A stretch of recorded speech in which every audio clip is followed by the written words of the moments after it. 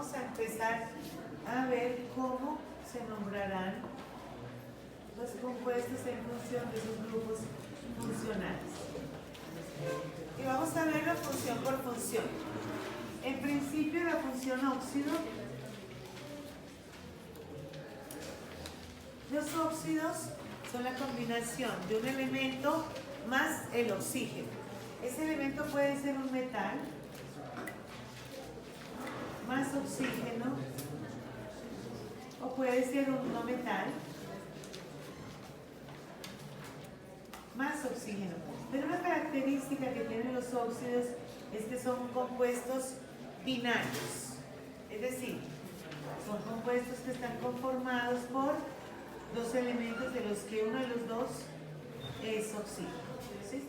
Como el oxígeno hace parte de tantos compuestos, entonces es importante aprender a identificar cuando estamos hablando de un óxido o cuando ese oxígeno está siendo parte de otro grupo que se debe interesar.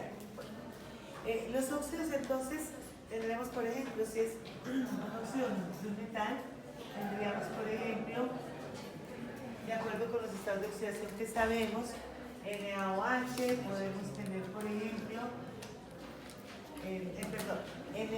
Na2O, ¿sí? O podemos tener CaO, pues, de cualquier metal. Incluso podemos tener, por ejemplo, de hierro, podríamos tener un óxido como este o como este. En el caso de los óxidos, que son conformados por no metal más oxígeno, también tenemos varios, pues con los que estamos familiarizados, ¿sí? Un óxido de azufre o podemos tener otro óxido de azufre, podemos tener CO2, por ejemplo, en fin, podemos tener varios óxidos ahí que resultan de interés, ¿sí? En el caso particular de los óxidos que están conformados por un metal más un oxígeno, se llaman óxidos básicos. Y en el caso del no metal más oxígeno, se llaman óxidos ácidos. De ahí resultan entonces óxidos ácidos y óxidos básicos. Los óxidos pueden ser de metales, de no metales, incluso de los metales, los metaloides, también podemos hablar de óxidos, pero fundamentalmente nos vamos a referir a estos. Todos los óxidos en general, de acuerdo con la nomenclatura IUPAC, se nombran con los prefijos di, tri, para referirse al número relativo de oxígenos en la estructura. ¿Cierto? Entonces tienen di, tri, bueno, mono, tetra, en fin.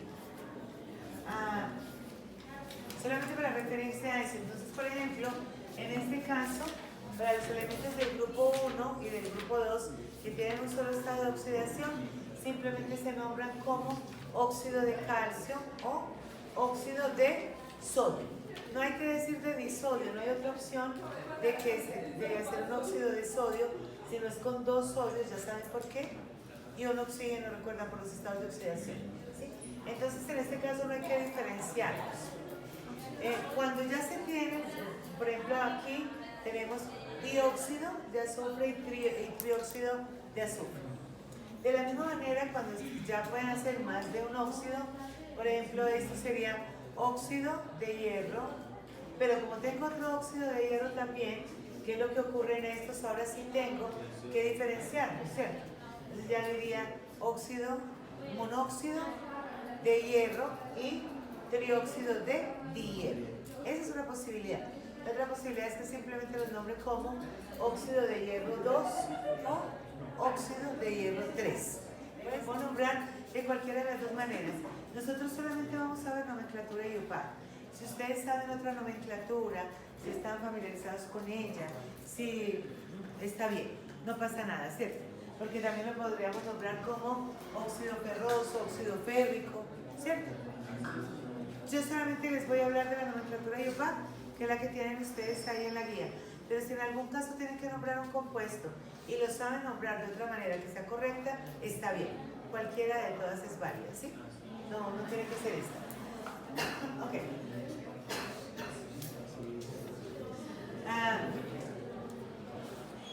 caso de los óxidos, estos óxidos que son de metales con el oxígeno, son óxidos básicos porque en presencia de agua forman hidróxidos. ¿Sí? Estos óxidos particularmente cuando se ponen a reaccionar con agua, fíjense que a partir de la reacción, entonces lo que van a formar es un hidróxido. Esto entonces formará un hidróxido de esta manera o un hidróxido de esta manera. Este tipo de óxidos, por eso se llaman óxidos básicos, porque en presencia de agua lo que resultan es formando hidróxidos. Los óxidos ácidos, en realidad en presencia de agua lo que forman son ácidos. Y esto lo vamos a ver ahora. Este tipo de óxidos ácidos con agua forman lo que conocemos como un tipo de ácido que son los ácidos oxáceos. Pero esto lo vemos ahora con el resto de los ácidos. El segundo grupo funcional que vamos a ver es el de los hidróxidos. Recuerden que los hidróxidos se caracterizan porque tienen el grupo OH-, ¿cierto? Entonces lo que van a tener es un metal, siempre un metal, que va a estar unido con un grupo OH-. Este grupo es el que está identificando a los hidróxidos y se nombran de la misma manera. Aquí tendríamos, por ejemplo, hidróxido de potasio, ¿sí? Esto sería hidróxido de calcio. Realmente no habría necesidad de decir que es un dihidróxido de calcio, porque es el único hidróxido que puede hacer el calcio.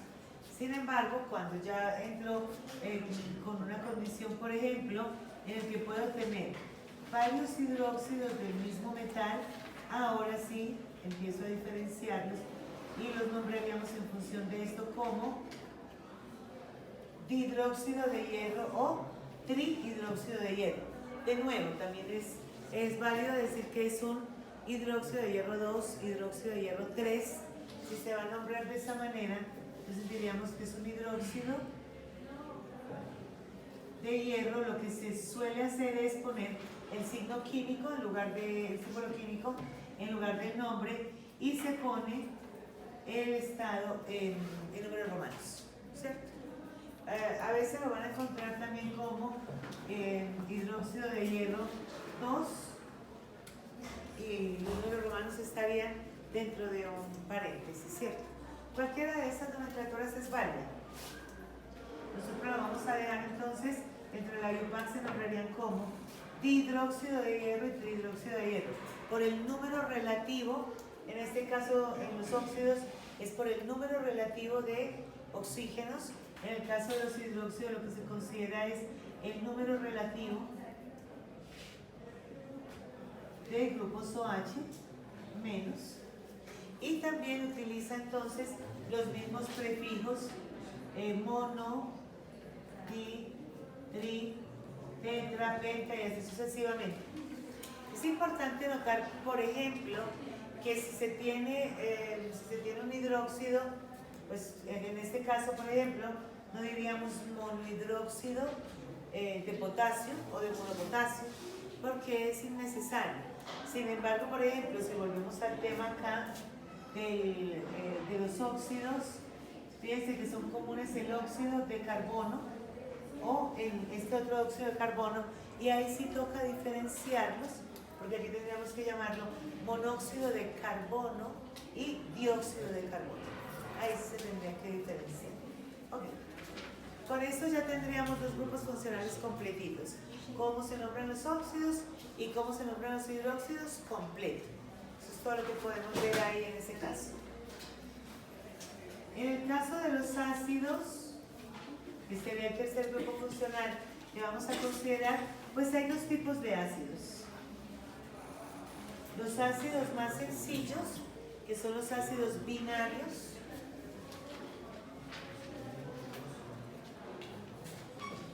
están conformados por hidrógeno, que se escribe primero en la fórmula, más un no metal.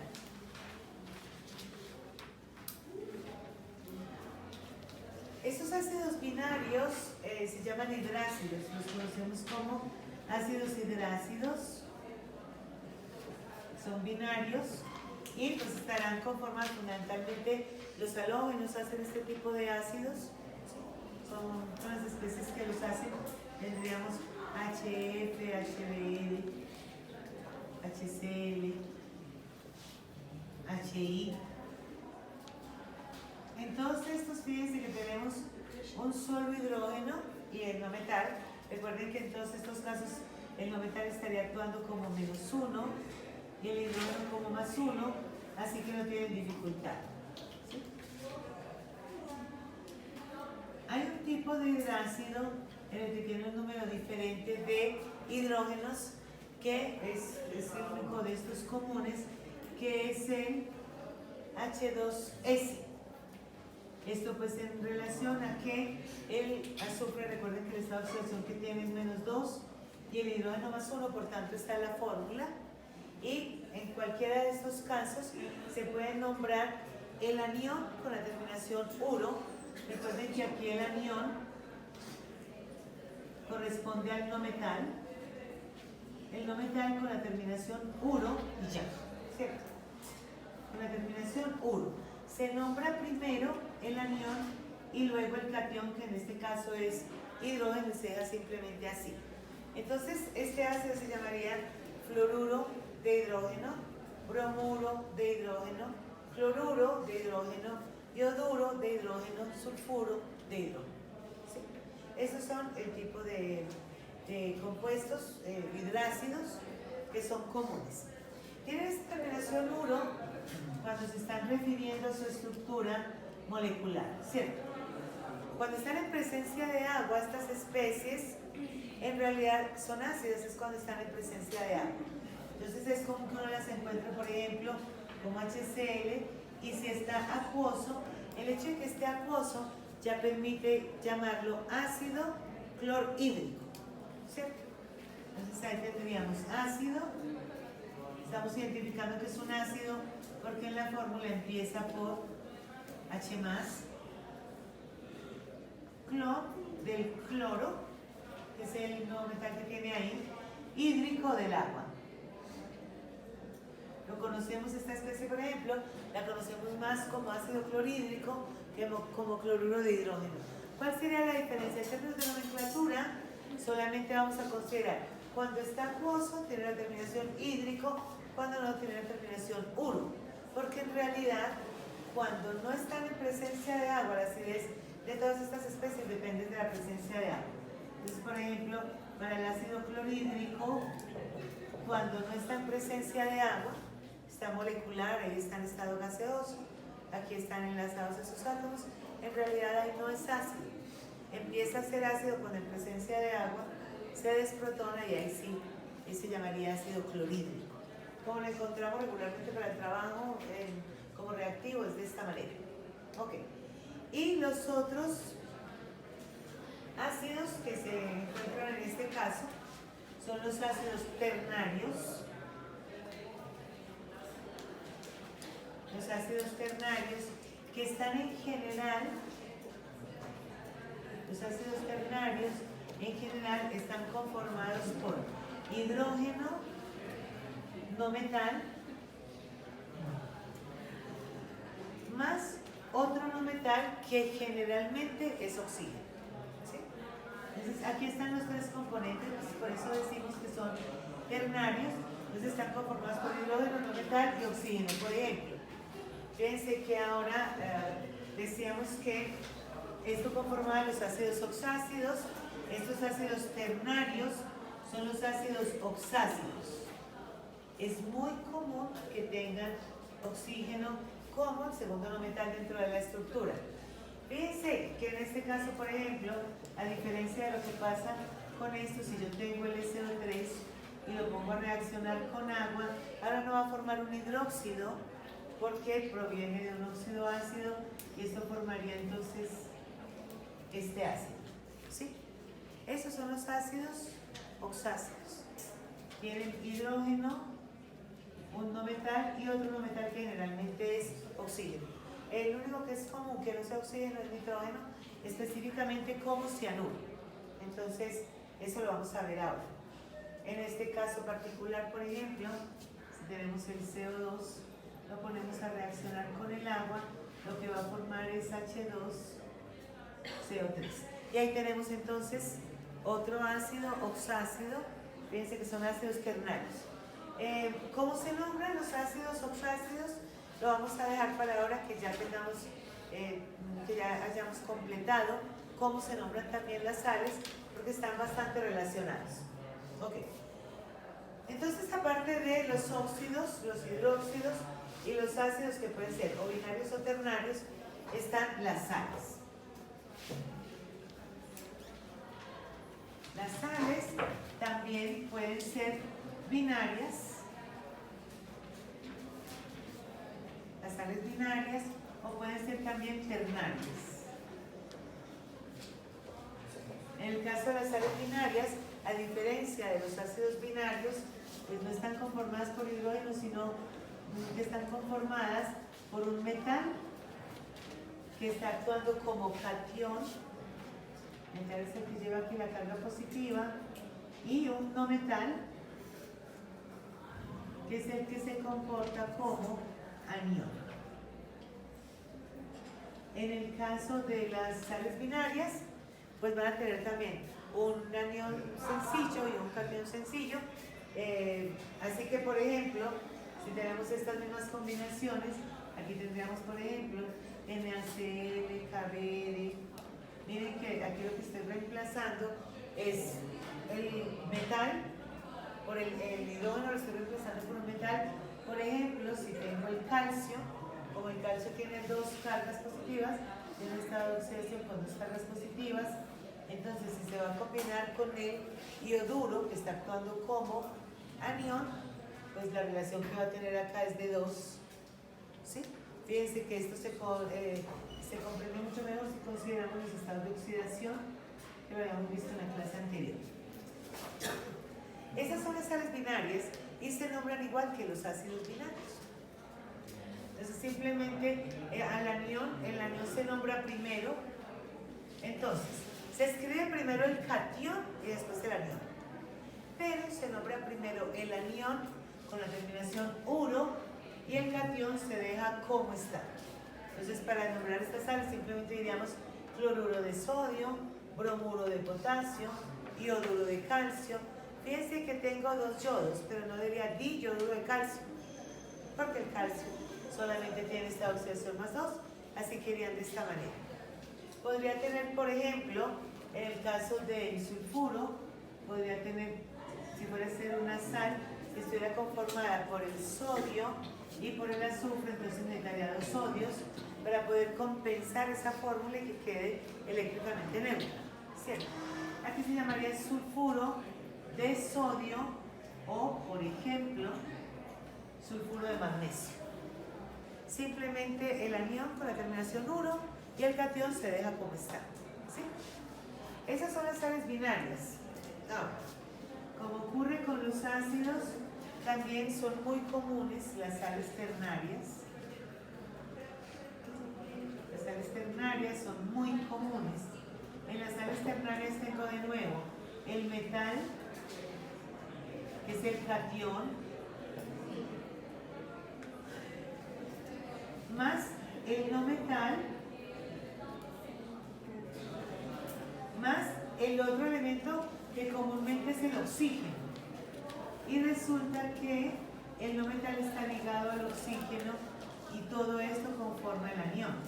Es lo mismo que ocurre en el caso de los ácidos oxácidos, en los que el no metal con el oxígeno, todo juntito conforma el anión.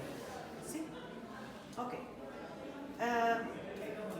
Para poder nombrar estas sales ternarias, hasta aquí ya llevamos una gran parte de los compuestos, pero para poder nombrar estas sales ternarias hay que ver cómo se nombra el anión, porque recuerden que primero se nombra el anión y después se nombra el catión.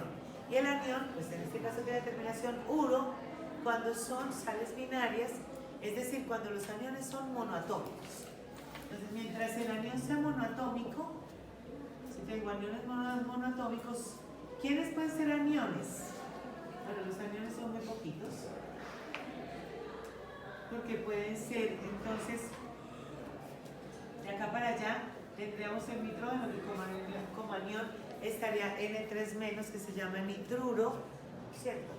Podría ser el siguiente óxido que hace parte de otro grupo funcional.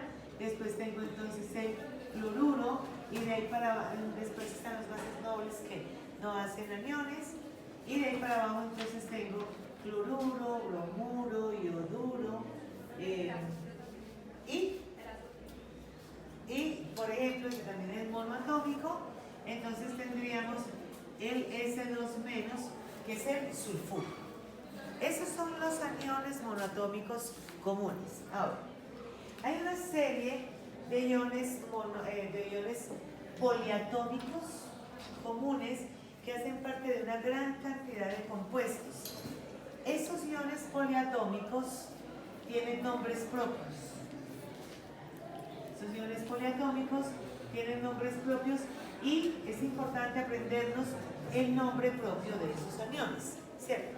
Entonces, estos aniones poliatómicos, lo primero que habría que decir es que si decimos que son poliatómicos es porque tienen más de un átomo. Están conformados en general por un mismo metal más un número variable de oxígenos, generalmente un número variable de otro átomo que generalmente son oxígenos. Por eso es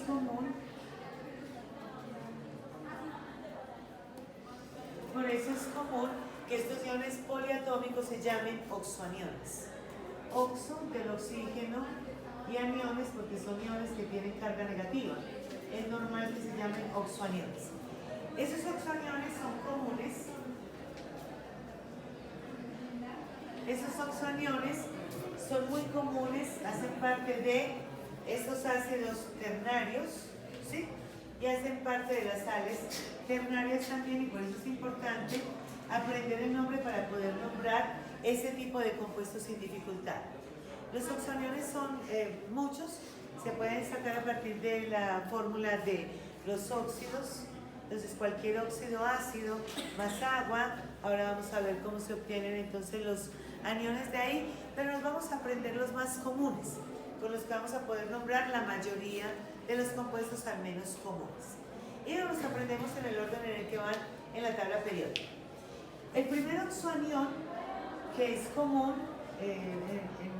encontramos de izquierda a derecha en la tabla periódica, el primer elemento que hace un oxoanión común es el carbono, que hace este oxoanión que se llama carbonato. Esta terminación es el carbonato. Esta terminación ato o ito es clásica de los iones, ¿cierto? Primero es el carbono, después del carbono entonces tenemos el nitrógeno. Del nitrógeno hay dos oxoaniones comunes. Fíjense que los oxoaniones tienen una característica, varía el número de oxígenos, pero los oxoaniones de un mismo elemento tienen la misma carga. La carga no cambia, lo que cambia es el número relativo de oxígenos. Para poder nombrar estos oxoaniones, cuando puedo tener más de uno, entonces el que tenga el estado de oxidación más pequeño tendrá la terminación ito, y el que tenga el estado de oxidación más grande tendrá la terminación ato. Afortunadamente nosotros ya sabemos asignar estados de oxidación, y en ese sentido entonces podemos decir que en este caso, recuerden que el oxígeno es menos 2 excepto los peróxidos, entonces tenemos menos 2, este término acá es menos 4, por tanto este nitrógeno tiene que estar más 3, y en este caso de nuevo menos 2 por 3, este es menos 6, así que este nitrógeno tiene que estar más 5. La manera de diferenciar esos oxoaniones a partir del nombre es con la terminación ito para el que tiene la menor valencia y ato para el que tiene la mayor. Entonces este ion se llama nitrito y este ion se llama nitrato. Entonces el más pequeño tiene la terminación ito y el más grande tiene la terminación ato. Ok. Entonces vamos, carbono, nitrógeno, después tengo oxígeno. Recuerden que el oxígeno hace parte de estos oxoaniones, es el elemento más común en los oxoaniones.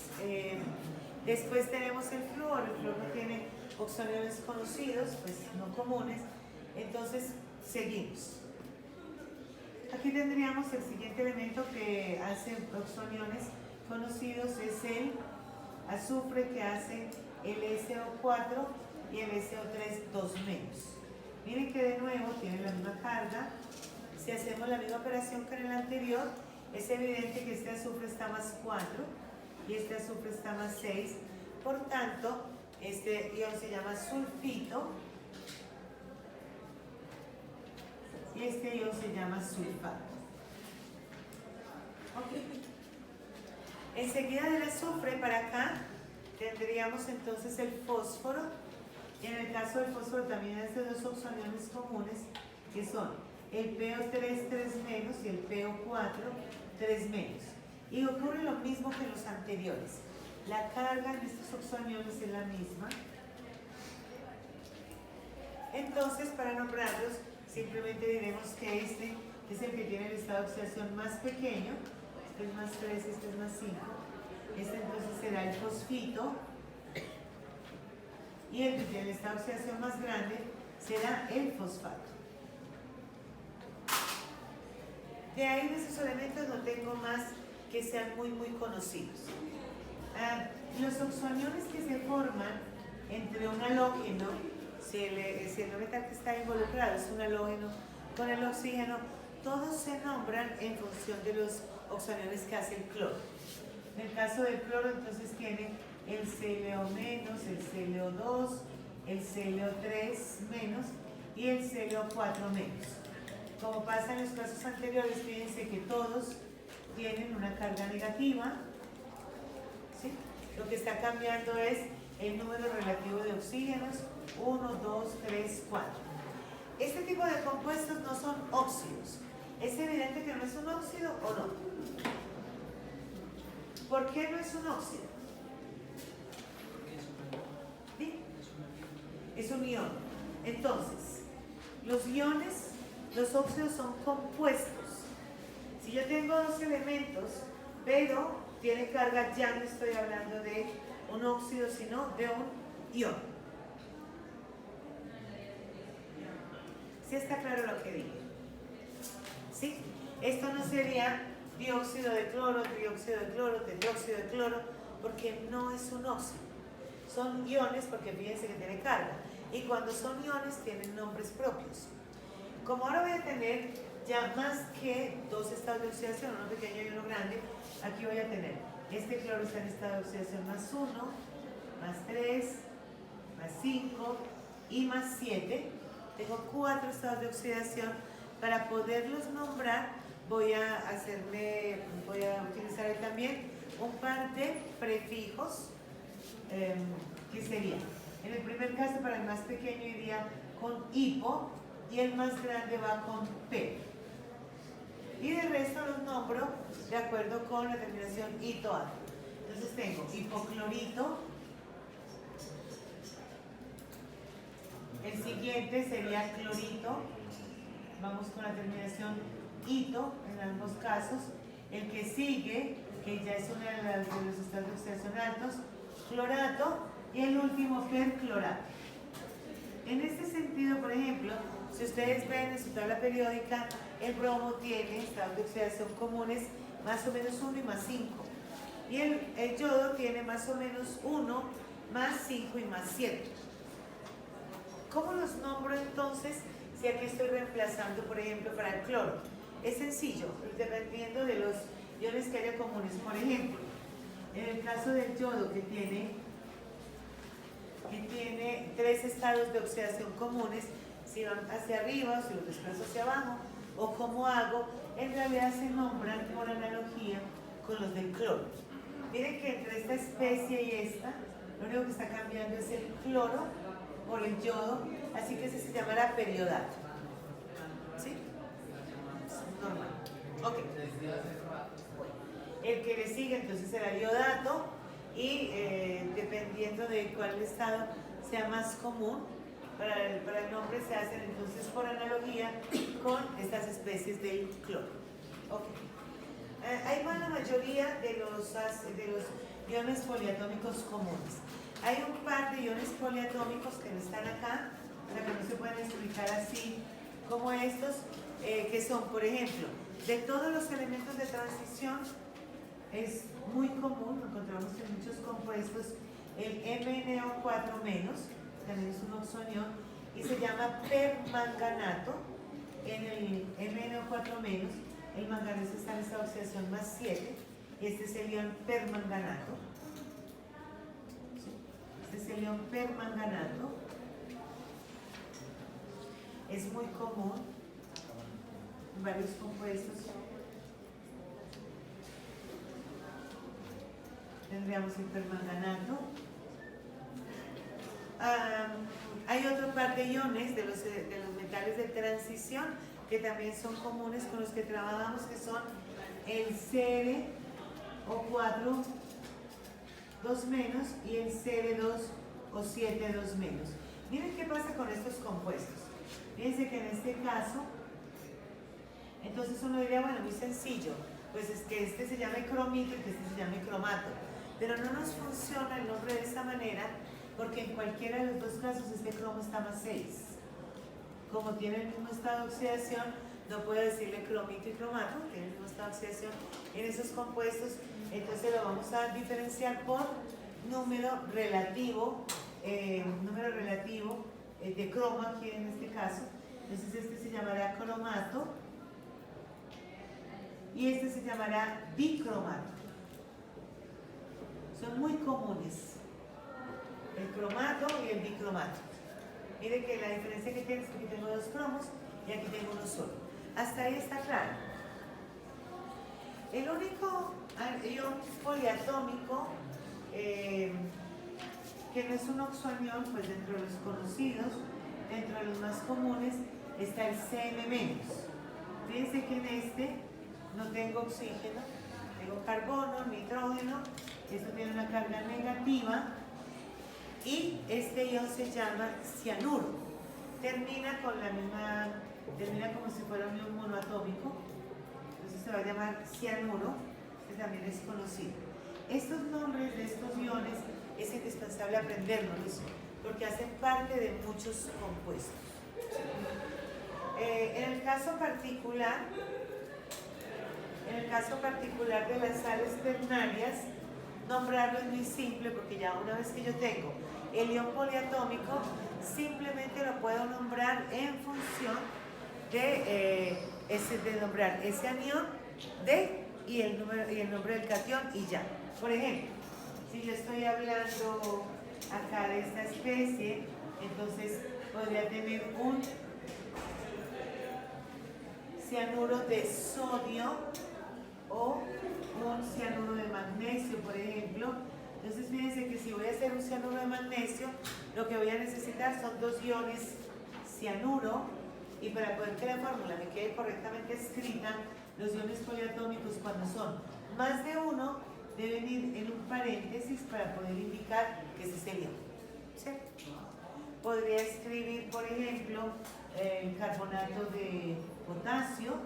Entonces tengo el ion carbonato que tiene 2 cargas negativas, así que voy a necesitar 2 potasios, y este sería el carbonato de potasio. Cualquier ion que yo lo vaya a combinar con una de estas especies, pues no voy a tener problema.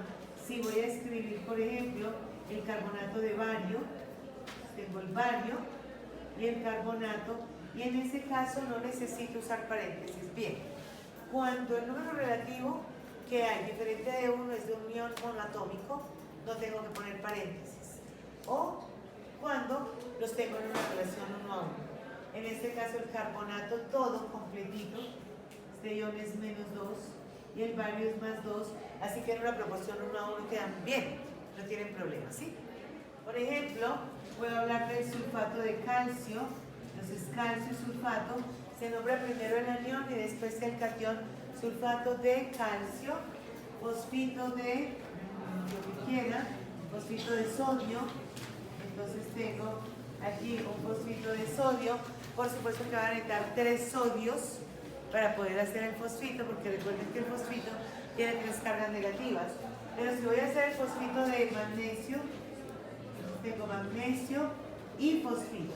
Y aquí tengo una situación, y es que yo sé que el fosfito es -3. Aquí lo tengo. El fosfito es -3 y el calcio es +2. Para poder escribir la fórmula de un compuesto que tiene la condición de ser eléctricamente neutro, lo tengo que poner en una proporción tal que se neutralice. Entonces voy a necesitar 3 iones magnesio, que es +2, o sea que en esta parte me daría +6 por 2 iones fosfito, que el ion fosfito en total tiene una carga -3 por 2, entonces me va a dar -6, y esa es la fórmula entonces que corresponderá a el fosfito de magnesio. Yo tengo que simplemente combinar el número relativo de iones para que quede eléctricamente neutro. Hasta ahí está claro.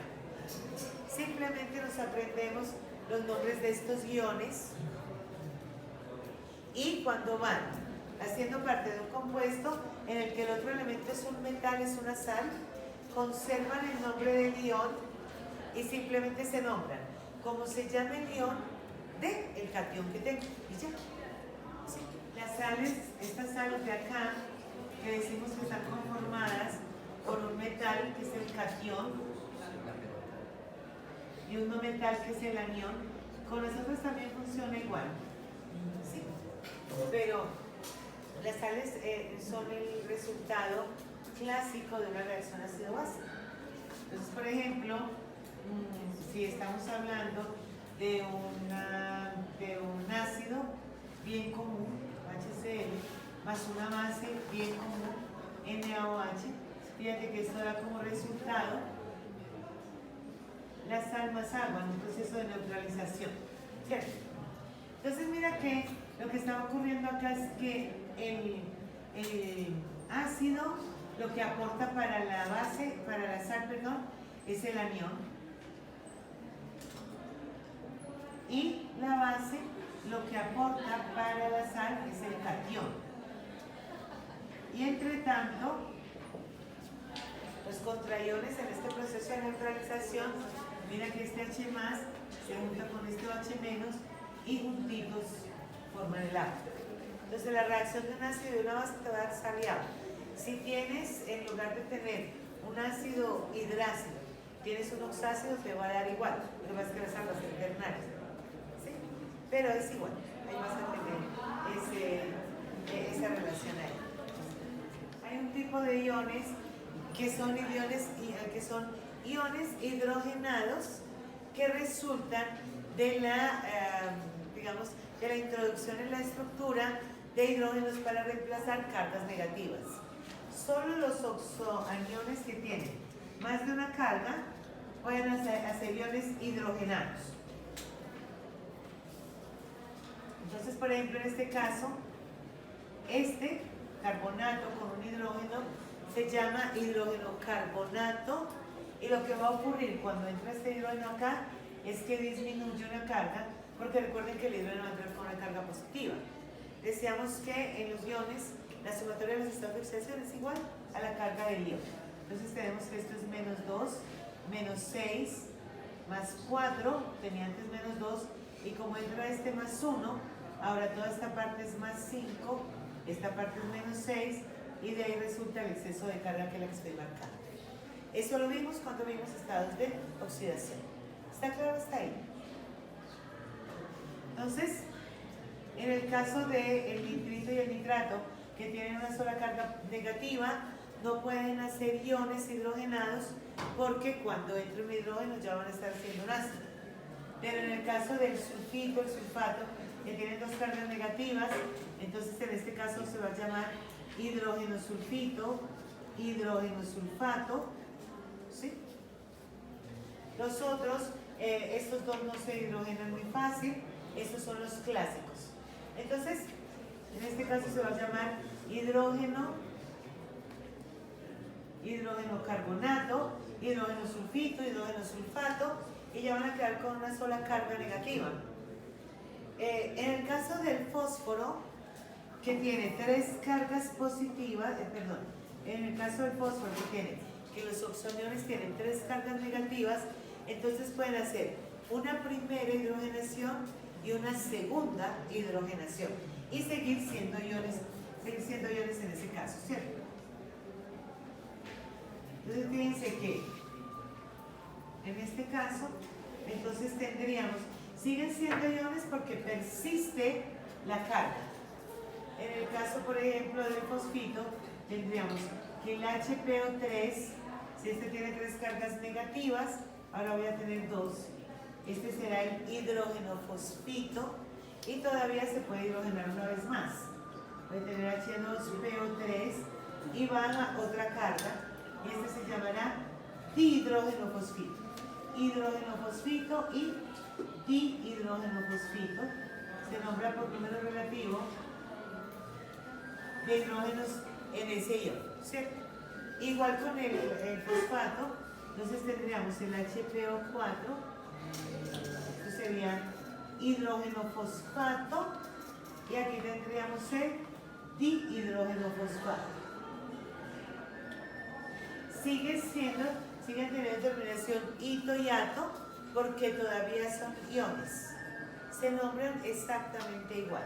Si yo te los tengo, por ejemplo, acá combinados con el sodio, entonces tengo aquí, por decir algo, el dihidrógeno fosfato, entonces voy a tener esta especie así. Fíjense que el dihidrógeno fosfato tiene una carga negativa, el sodio tiene una carga positiva, toda esta especie completita tiene una carga negativa. Entonces ahí estoy en una proporción correcta. El nombre será dihidrógeno fosfato, porque este es el ion dihidrógeno fosfato. Este será dihidrógeno fosfato de sodio. Si fuera a tener un dihidrógeno fosfato de magnesio, por ejemplo, entonces escribiría primero el catión, después el anión, y ahora voy a verificar cómo están estos estados entre ellos. Esas cargas de los iones están compensadas. El dihidrógeno fosfato tiene una sola carga negativa, el magnesio tiene 2, entonces voy a necesitar 2 iones de estos para poder formar el compuesto. Si por ejemplo lo voy a formar es con el hidrógeno fosfato, entonces fíjense que así me quedaría, porque el hidrógeno fosfato, miren que tiene 2 cargas negativas y el magnesio tiene 2 positivas. No tendría que escribir el paréntesis. O en este caso particular, si lo voy a combinar con el sodio, entonces como el anión tiene 2 cargas negativas, ahora y el catión una sola, voy a necesitar 2 cationes para poder compensar esa carga. ¿Sí? Entonces sería dihidrógeno fosfato o hidrógeno fosfato. Dihidrógeno fosfato de sodio, hidrógeno fosfato de sodio. Sería dihidrógeno fosfato de magnesio o hidrógeno fosfato de magnesio. No, este no es dihidrógeno fosfato por el 2 de este grupo, sino por este 2. Lo que está definiendo que sea dihidrógeno fosfato es este. Dihidrógeno fosfato. ¿Sí? De esta manera se estaría nombrando.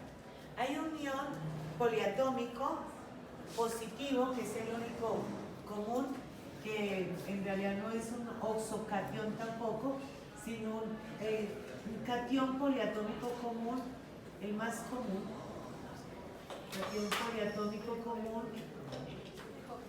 es el ion amonio. Fíjense que es NH4 más, miren que tiene carga positiva y ese ion se llama amonio, también tiene nombre propio.